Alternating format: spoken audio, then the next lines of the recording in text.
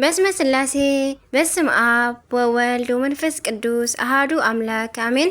ሰላም እግዚአብሔር አምላክ ምስኩላትኩም ይኹን። ሰዝራ እግዚአብሔር አምላክ ከመይ ውዕልኩም? አነ እግዚአብሔር ይመስገን ክብሪ ይስፋሕ መድኃኒ ዓለም አቦይ ከምቲ አነ ጽቡቕ ዝወዓልኩ ድማ ጽቡቕ ውዕልኩም ክትኮኑ ናይ ኩሉ ግዜ ተስፋይን ትምኒተይን እዩ አሜን። ስንክሳር ዘወርሃ ጥሪ ዕለት 22 ቅዱስ ኡራኤል መልአክ ዓመታዊ በዓል እዩ። በረከቱ ረድኤቱ ምስክላትና ይኹን አሜን። ስንክሳር ድሰምዕ ዘንብብ ፍቅሪ ጎይታ ኣብ ልቡ ይዕምብ ሓለዋን ጸሎትን ተረዳእነትን ድማ ይረክብ። ዝክረ ጻድቅ ለዓለም የሉ ዝኽርናይ ጻድቅ ንዓለም ይዝነብር። ካብ ኩሉ ክፉእ ዘበለ ክትድሕኑ ንቅዱሳን ተማሕፀኑ አሜን። ወላዲተ አምላክ ቅድስት ኪዳነ ምሕረት አዲ ልሳን ኩንኒ በስመ አብ ወወልድ ወመንፈስ ቅዱስ አሃዱ አምላክ አሜን። 22 ጥሪ ስንክሳር ክብረ በዓል ሽሞቱ ንቅዱስ ኡራኤል እዩ። ኦር ማለት ብርሃን ማለት ክኸውን ከሎ ኤል ማለት ድማ አምላኽ ማለት እዩ። ስለዚ ኡራኤል ማለት መልአከ ብርሃን ማለት እዩ። ኣብ ብርሃናት ዝተሾመ መልአኽ ፀሓይን ወርሕን ከዋክብትን መባረቕትን ዝተሾመ መልአኽ እዩ። ከምኡ ድማ ኣብ ግዜ ስቕለት ደም ጎይታናን ኣምላኽናን መድሓኒናን ኢየሱስ ክርስቶስ ናብ ባይታ ከይነጥብ ኣብ መትሓዚ ጽዋእ ዝተቐበለ ተቐቢሉ ድማ ብፈቃድ እግዚአብሔር ንዓለም ብምንጻግ ዝባረኻ ዘንጽሃ መልአኽ እዩ። ጽዋእ በረከት ንእዝራ ሱትኤል ዘስተየ ከም በዓል አባ ጊዮርጊስ ዘጋስጫ ዝኣመሰሉ ኣቦታትና ድማ ጽዋእ ልቦና ብምስታይ ንመጽሕፍቲ ብግቡእ ፈሊጦምን መርሚሮምን ብዘደንቕ ምስጢር ንቤተ ክርስቲያንና ድማ ከም ዝገድፉላ ዝገበረ መልአኽ እዩ። በረከቱ ረድኤቱ ምስኩላትና ይኹን። ከምቲ ንቅዱሳን ኣቦታትና ጽዋእ ልቦና ዝሃቦም ንዓና ድማ ጽዋእ ልቦና ሂቡ እምነት ኣቦታትና ክንፈልጥን ክንምርምርን ብኡ ክንምራሕን ይዓድለና አሜን። ሰላም ለተወክፈቱከ ሲመተ ወኪዳነ እምሃበ ህያው አምላክ ቅድመ ማርያም እምነ ዳአ ወደ መስቀል ኡራኤል ለተሰመይከድ ካህነ ሰአሎ ለጽባሁ ለዘፈጠረች ያነ ከመዘርአ ምድርነ ያስምር ወይባርክ ለነ ይብል በረከቱ ይሕደረና። ከምኡ ድማ አቦ መነኮሳት አባ አንጦኒዮስ ዝክረ ጻድቅ ለዓለም የሉ መዘከርታ ጻድቅ ዘለዓለም ይነብር። መዝሙር ዘዳዊት መዝሙር 112 ፍቅዲ 7 ንረኽቦ። ቅዱስ አቡነ አንጦኒዮስ ትውልዱ ካብ ሃገረ ቅማን ሰሜን ምድሪ ግብፂ ኮይኑ ካብ ኣመንቲ ስድራ ዝተወልደ እዩ። ውላድ ምስር ወለዱ ናብ ቤተ ክርስቲያን ክኸይድ ከሎ ቅዱስ ቁርባን ይቆርብ ነበረ። ምስ ህፃናት ኣይላገፅን ነበረ። ወዲ 7 ዓመት ምስ ኮነ መጽሕፍቲ ቤተ ክርስቲያን ኣብ መዋዕለ ሲሞቱ ንኣባ ቴዎናስ ሊቀ ጳጳስ ናይ እስክንድርያ ተማሂሩ ኣባ ቴዎናስ ዜና ኣባ አንጦኒዮስ ምስ ሰምዑ ፀዊዑ ባሪኹ ከምዚ ኢሎም ተነበይሉ እዚ ህፃን እዚ ኣብ ቅድሚ እግዚአብሔር ዓብይ ክኸውን እዩ። ዜናኡ ኣብ ኩለን ሃገራት ክበጽሕ እዩ በሉ እሞ ባሪኾም ድማ ዲቁና ሰመይዎ። ብድሕሪ እዚ ወለዱ ነዚ ቅዱስ ንእሽተይ ሓፍቱ ሓዲጎምሉ ካብዚ ዓለም ብሞት ተፈለዩ። ከም ልማዱ ድሕሪ 7 ወርሒ ናብ ቤተ ክርስቲያን ከደሞ ፍቕረ መንፈስ ቅዱስ ኣብ ልቡ ኣተወ። ኣባ አንጦኒዮስ ኩሉ ወለዱ ዝሓደጉሉ ንብረትን ሃብትን ንነዳያን ሂቡ ንሓፍቱ ድማ ናብ ደብረ ደናግል ወሰዳ። ንሱ ድማ ናብ በረኻ ከይዱ ብጾምን ጸሎትን ተጸሚዱ ንእግዚአብሔር እንዳስመረ ምስከደ ብኡ ንብኡ ናይ ኣጋንንቲ ፈተና ገጠሞ። እንተኾነ ግን ነዚ ኩሉ ፈተናታት ብረድኤት እግዚአብሔር ይስዕሮ ነበረ። ብዙሓት ሰባት ሰማዕትነት ከም ዝረኸቡ ምስ ሰምዐ ድማ ንሱ ድማ ሰማዕትነት ክረክብ ደብሪ ሓዲጉ ጎይታ ብዝኣዘዞ መሰረት ንህዝቢ ክምህርን ከናዘዝን ናብ ሃገረ ፍዮም ከደ። ብዙሓት እውን ተማሂሮም ብገድሊ ተጸምዱ። እግዚአብሔር አምላኽ ንጥቕሚ ብዙሓት ህዝቢ ስለ ዝተዓቀቦም በቲ ዘመንቲ ሰማዕትነት ኣይረኸቡን። መዋዕሊ ስደት ብቅዱስ ጴጥሮስ ሊቀ ጳጳሳት ናይ እስክንድርያ ፍተፍጻሜተ ሰማዕት ምስ ተፈጸመ ናብ ደብሮም ተመልሱ። ልብሲ ቅዱስ አባ አንጦኒዮስ ስማቕ ፀጉሪ እዩ። ብዙሓት ሕሙማትን ድውያትን ብጸሎቶም ፈዊሶም ትዕቢት ከይስማዓኒ ስልጣን እውን ከይህቡኒ ኢሉ ናብ ላዕላይ ግብፂ ብፈቃድ እግዚአብሔር ከዱ። በቲ መዋዕል ዝነበሩ ናይ ኣፍሪግን ንጉስን ንጉስ ቆስጠንጢኖስን በቲ ዝተዋሃቦም ናይ እግዚአብሔር ጸጋን ረድኤትን ምስ ሰራዊቶም የናዘዝዎምን ይባርኽዎምን ነበሩ። መንገዲ ጽድቂ እናምሃሩ ን6 ወርሒ ምስኦም ተቐመጡ። ኣብ ሰንበት ብሩህ ደመና ናብ ደብሮም ተብጽሖም እሞ ነቶም ውሉዶም የጸናንዕዎም ነበሩ። ጎይታናን ኣምላኽናን መድሓኒናን ኢየሱስ ክርስቶስ ተገሊጹ ኦ እንጦንዮስ ፍቑረይ ምእንቲ ጻመኻን ተጋድለኻን ምእንቲ ፍቕረይ ኣነ ስምካ ኣብ ኩሉ ዓለም ከዕብዮ እየ። እተን ገዳማትን ኣድባራትን ድማ መሕደሪ ነቶም ጻዓዱ ረጋቢት ዝኾኑ መነኮሳት ክገብሮም እየ። ዝኽርኻ ዝገበረ ብስምካ ዝመጽወተ ዕጣን ቁርባን ዝህብ ገድልኻ ዘስምዐ ዘጽሓፈ ዓስቡ ከቶ ከም ዘይስእን ኣብዚ ስጋኻ ዝቕበሮ ደብሪ ድማ መላእኽቲ ጻድቃን መነኮሳትን ክገብረካ እዮም።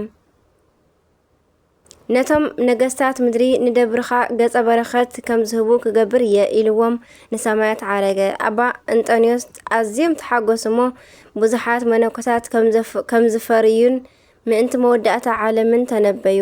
ንኣባ መቃርስ እውን ምንኩስና ኣልበስዎም። ኣባ እንጦንዮስ ዕረፍቶም ከም ዝኣከለ ምስ ፈለጡ ንደቁ ጸዊዑ በትሩ ንኣባ መቃርስ መንጸፈ ንኣባ አትናቴዎስ ዓቢ ኣልባሱ ድማ ንሰራብዮን ኤጲስቆጶስ ክህብዎም ኣዘዝዎም። ደቁ ድማ ነቲ ትእዛዝ ፈጸሙ። ኣባ እንጦንዮስ ነፍሶም ከይተሓጸቡ ን120 ዓመት ድሕሪ ምግዳል ብዕለት 22 ጥሪ ኣብ መበል 120 ዓመቶም ብሰላም ዓረፉ። ኣርኬ ድማ ሰላም ለብህታዊሁ እንበለ ህጸጽ ወነትጋ ውስተነህስ ከም ኦፍ ወበቤት ኣምሳለ ጉጓ ብእስየ ሰማይ እንጦኒ ወመልአከ ምድር በጸጋ ለቤተ ብሌኒ እንዘይትመንን ህጋ መዋዕለ ህይወቱ ዘይተሃጽበ ስጋ። በረከተ ምሕደረና አሜን። ጥሪ መጽሓፈ ስንክሳርና ዝዝክሮም ምስ ንርኢ ድማ ኣብ መነኮሳት ዝኾነ አቡነ እንጦንዮስ ዕለት ዕረፍቲ እዩ። ናይ ማንፍ ኤጲስቆጶሳት ቅዱስ ሚናስ ዝኽሪ እዩ። ዓመታዊ ክብረ በዓል ናይ ሊቀ መላእክት ቅዱስ ኡራኤል፣ ወርሓዊ ክብረ በዓል ድማ ወንጌላዊ ቅዱስ ሉቃስን እዩ። ቅዱስ ደቅስዮስን ዝኽሮም እዩ። ጸሎቶምን በረከቶምን ረድኤቶምን ምስ ኩልና ህዝበ ክርስቲያን ይኹን።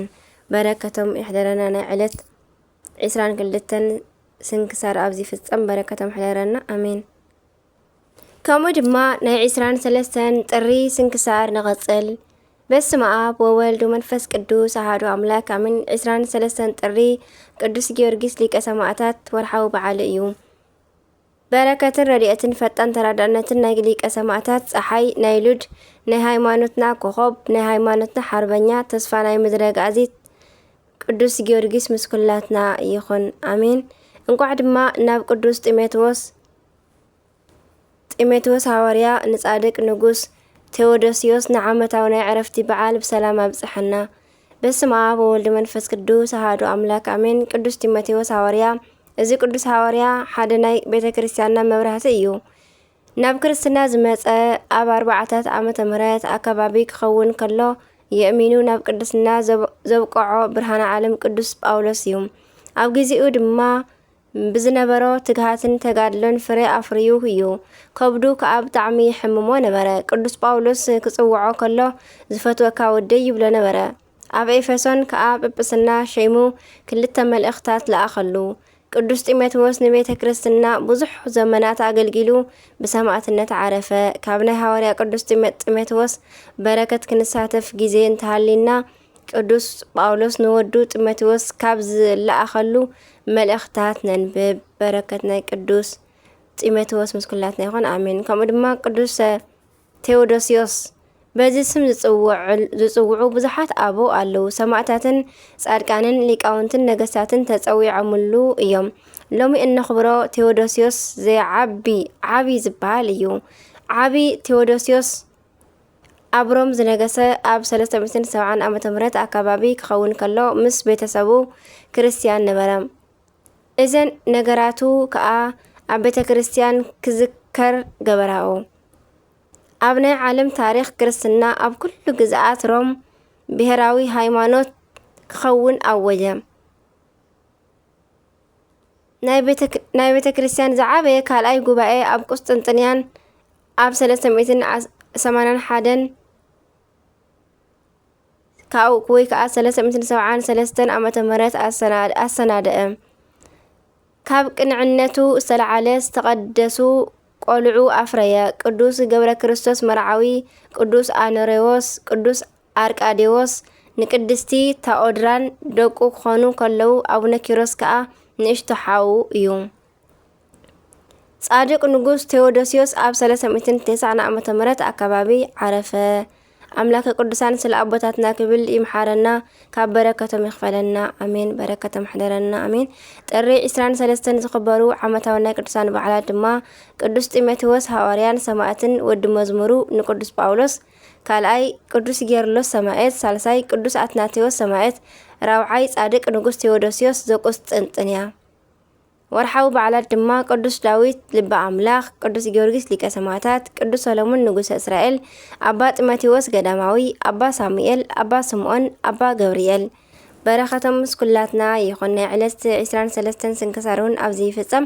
በረከቶም ሕደረና ኣሜን። ከምኡ ከዓ ናይ 24 ጥሪ ስንክሳር ንቐጽል።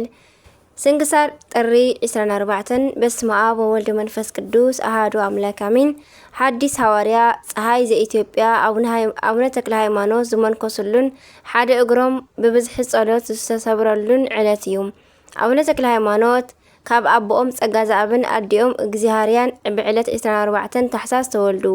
ቅድሚ ኣቦና ተክለ ሃይማኖት ምውላዶም እዞም ወለዲ እዚኦም ሕሩይ ኮይኑ ንዕኦምን ንኣምላኽን ዘስምር ከም ናይ ኣዴና ሃናን ኣቦና ኢያቄምን መዕረፊ ዓይኖም ዝኸውን ውላድ ክህቦም ብንብዓት ኣሰንዮም ይልምኑ ነበሩ።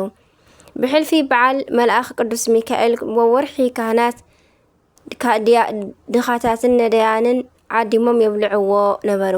ሓደ ጊዜ ሞተለሚ ዝተባሃለ ከሓዲ ንኣዴና እግዚአብሔርያ ምስ ሰበይቶም ማለት እዩ ነዲኦም ምስ ብዙሓት ደቂ ዓዳ ማሪኹ ወሰዳ እሞ መልክዐኛ ብምንበራ እዚ ንጉስ ምስ ረኣያ ኣብ ልዕሊ ተን 10 ኣንስቱ አንጊሱ ኣብቲ ንጣዖት ዝስዋዓሉ ቦታ ክወስዳ መዓልቲ ቆፀረ። ቅድሚኡ ግና ልብሲ ንግስቲ ኣልቢሶም ከጽንሕዋ ኣዘዘ። እግዚአብሔርያ ግን ን8 መዓልታት ዝኣክል ምግብን ድቃስን ኣብይዋ ብንብዓት ናብ ኣምላኽ ጸለየትን ንቅዱስ ሚካኤል ተማሕፀነትን።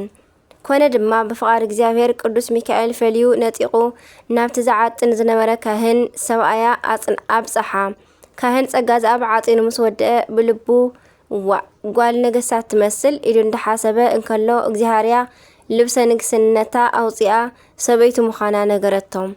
ብሓንሳብ ኮይኖም ድማ ንኣምላኽ ኣመስጊኖም ናብ ቤቶም ተመልሱ።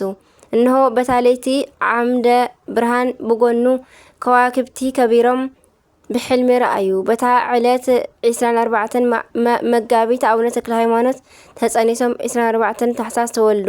ድሕሪ 3 መዓልቲ ኣሃዱ ኣብ ቅዱስ፣ ኣሃዱ ወልድ ቅዱስ፣ ኣሃዱ ውእቱ መንፈስ ቅዱስ ኢሎም ኣመስገኑ።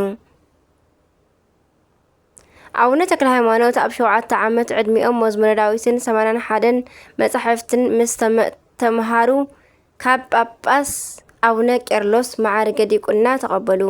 ኣብ ቤተ ክርስቲያን ምስ ኣቦኦም እናገልገሉ ከለዉ ሓደ ጊዜ ምስ መታዓቢቶም ከሃድኑ ንበረኻ ወፈሩ።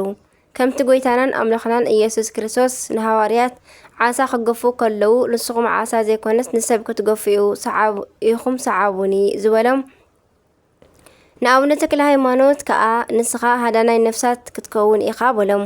ከምኡውን ከምቲ እግዚአብሔር ንያዕቆብ ስምካ እስራኤል ይበሃል ዝበሎ ንኣቦና ድማ ድሕሪ ሕጂ ስምካ ፍስሐ ጽዮን ዘይኮነስ ተክለ ሃይማኖት ይበሃል ኢሉ ባሪኹ ሲመተ ሃዋርያውነት ሃቦም። በዚ ድማ ሐዲስ ሐዋርያ እናተባሃሉ ይጽውዑ። ኣቡነ ቄርሎስ ቅድስናኦም ርእዮም ሊቀ ካህናት ክኾኑ ሸየምዎም። ሓደ ጊዜ ኣቡነ ተክለ ሃይማኖት ንስብከተ ወንጌል ኣብ ሃዋርያዊ ጉዕዞ ኣብ ሓንቲ ሰይጣን ዝሓደራ ኦም ዘምልኹ ህዝቢ ዘለዋ ከተታት በሃል ቦታ ኣለዉ። ኣቡና ነቲ ሰይጣን ኣብ ቅድሚ ህዝቢ ኣለፋሊፎም ከም ትኪ ኣብኒኖም أبنا نوا إتي حزب دما بعوتا أملاخنا أبنا تكل هيمانوت نأمن بأملاخنا أبنا تكل هيمانوت نأمن إنابلو كلهم تتمقوا أبنا تكل هيمانوت أب زعتوا عد إنا آمنوا إنا أتمقون تأمرات إنا قبرون نتي حزبي كاب أملخو قطعوت ناب أملخو تجزيافير كاب قبير حاتيات ناب قبير صدقي أبنا تكل هيمانوت ملسوهم أبنا تكل هيمانوت أب جزء إرجانم مالت يمان تجام من قسقاس كدخمم كم زدليه مسرعيو أبعتي كابعت كيوصو ننوح جزء يسأليو نبرو مجبي مالت عقصلتي أب سنابتي طراح النابلعو صحاي زكونا نفاس كيرأيو أبعتهم تعاصيهم مس صليو كاب بزحي دخامن تأو مبالن حنتي إجرام تقارصات انتخنا كي قارصو بحنت إجرام نشوعات عامات صلاتهم تقصلو أبزي جيزي إمبار قويتانان أملخنان ملحنان إيسوس كريستوس نأدينا قدس رنجيل مريمن آلاف ملائكتن نبياتن حوارياتن تختلو قال كيدان حابم بسمكا ذكر زجبرام بيتا كريستيانكا سرحة مبائن كالئن استفعلالي بسمكا صبوغ زجبرة نايزة العالم من قصة سماعات كورسو إيائلو سعيموهم نسماي عرقام عونتك الهيمانوت علاتا عرفتم كم زبط حفليتهم نتم دقم حدرا بلوهم أب كندقم كأ إلسا زبهال شملهم 9 عامتن حاد ورحن 10 معلتن عدما مسقبرو بعلت 24 حاسي قويتانا إيسوس كريستوس قليتو دخام كان قد لخان كله تقبليو إياه عرفتخا أخيلو إيو النابلم نفسهم كابسقاء تفليت ملائكت دما كبر موتولة صادق بقدم እግዚአብሔር موت صادق أو قدم እግዚአብሔር كبر إيو زصامو بعالم يحيل زلفو أو عالم زصامو نزل عالم ينبر سبحان لእግዚአብሔር ወለወላዲቱ ድንግል ወለመስቀሉ ክቡር አሜን። በምድር ምስጋና ንእግዚአብሔር ኣብ ሰማያት ሰላምውን ኣብ ምድሪ ኣብ መንጎ ደቂ ሰባት ኢሎም እናዘመሩ ተቐበልዎም። ጎይታናን ኣምላኽናን መድሓኒናን ኢየሱስ ክርስቶስ ድማ 7 ኣኽሊላት ሃቦም። ንሳተን ድማ ምእንቲ ሃይማኖት፣ ምእንቲ ከም ሃዋርያት ዜርካ ምስባኽካ፣ ምእንቲ ክዕወት ደምካ፣ ክዕወት ማለት ክዕወት ስፈተሰ ማለት እዩ። ጣዖት ስለ ዘጥፋእካ፣ ኢየሩሳሌም ስለ ዝነገድካ፣ ምእንቲ ስብረት ዓጽምኻ፣ ምእንቲ ድንግልናኻ ንጽህናኻን ከምዚ ኢሉ ናብ ዘለዓለማዊ ዕረፍቲ ይኣተዎም። ድሕሪ እግዚአብሔር ኣምላኽ ብጸሎትን ቃል ኪዳንን ኣቡነ ተክለ ሃይማኖት ይሓልወና፣ ሃዋርያ ይሓልወና። አሜን። ከምኡውን ቅድስቲ ማርያም እዛ ቅድስቲ ካብ ዓበይቲ ወገናት ዝኾነት ዝኸበረት ተጋዳሊት እያ። ወለዳ ቁኑዓት ክርስቲያን እዮም።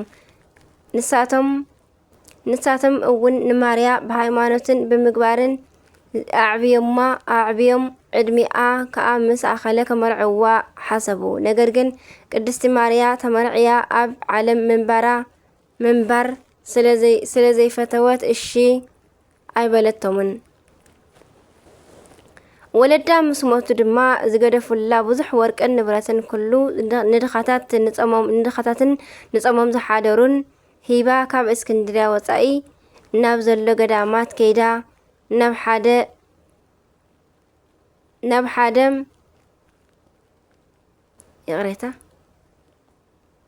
ሓደ ካብኡ ኣተወት እሞ ናብ ገዳም ኣትያ ምስ መነኮሳት ድማ ዓብይ ተጋድሎ ተጋደለት። ኩሉ ግዜ ክሳብ ምሸት ብምጻም ሙሉእ ለይቲ እናጸለየት ን12 ዓመታት ከም ለውሃትን ከይደቀሰት ንተጎድለኣ ኣብዝሐት። ናይ እስክንድርያ ኣርሴማ ናይ ቅድሳ ኣርሴማ ኣብ ልዕሊኣ ትኹን። ኣብ ልዕሊ ኩላትና ትኹን። በረከተ ምሕለረና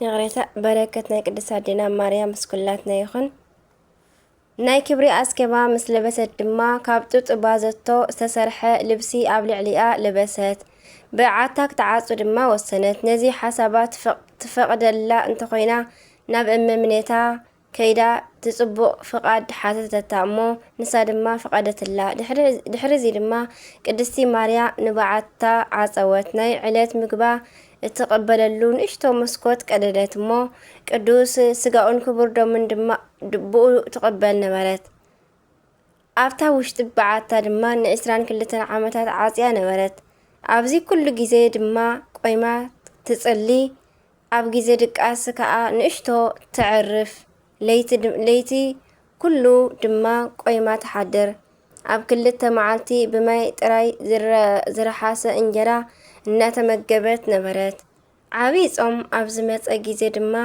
በብ3 መዓልቲ እናጾመት ብማይ ዝረሓሰ ዓተር ጥራይ ተቀምስ ነበረት ጥሪ 11 ዝኽበር ናይ መጥምቀ በዓል ናይ ጥምቀት ይቕረታ ናይ ጥምቀት በዓል ኣብ ዝኾነ ግዜ ድማ ከምቲ ዝተባረኸ ማይ መታን ከምጽኡላ ለመነቶም እሞ ኣምጽኡላ ቅዱስ ስጋኡን ክቡር ደሙን ምስ ተቐበለት ካብቲ ማይ ጥምቀት ሰተየት ድሕሪዚ ድማ ናይ ዕረፍታ ግዜ ከም ዝኣኸለ ፈሊጣ ክሳብ ጥሪ 21 ቅዱስ ስጋኡን ክቡር ደሙን ተቐቢላ ደቀሰት ንእመምኔት ኣፀዊዓ ምስ ኣምፀአታ ከዓ የእዳዋን ኣጋራን እናሰዓመት ናብ ናይ ክብሪ በዓል ቤት ናይ ጎይታይ እግዚኣብሔር ክርስቶስ ንዘብፅሓኒ ኣጋርኪ እግዛእ ኣለኹ በለታ